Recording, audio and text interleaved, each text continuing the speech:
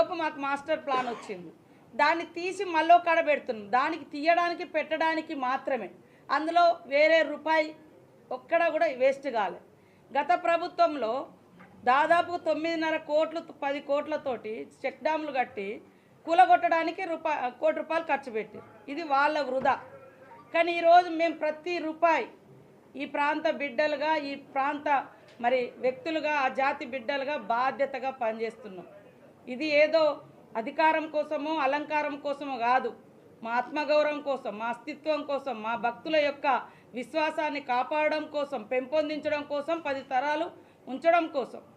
కాబట్టి ఖచ్చితంగా అన్నట్టుగా సీనన్న అన్నట్టుగా మరొక వారం రోజుల్లో షేప్ వస్తుంది. కొంతమంది వచ్చి ఇక్కడ బొందలు తీసిర్రు, ఇక్కడ అంత ఎడారి చేసిర్రు, ఇంకేదేదో వాగుతున్నారు. అవన్నీ వీడియోలు అట్లా దాచిపెట్టుకోండి. ఓ 10 రోజులు నెల రోజుల తర్వాత అప్పుడు ఏముంటుందో అప్పుడు చూడండి. కాబట్టి దేవుని దగ్గర రాజకీయాలు వద్దు, దేవుని దగ్గర తప్పుడు ప్రచారాలు వద్దు. నేను చెప్తున్నా కదా, సమ్మక్క సారలమ్మ చాలా పవర్ఫుల్, ప్రకృతి దేవతలు. కొంగు బంగారంలా అక్కడ ఒక విగ్రహం లేదు.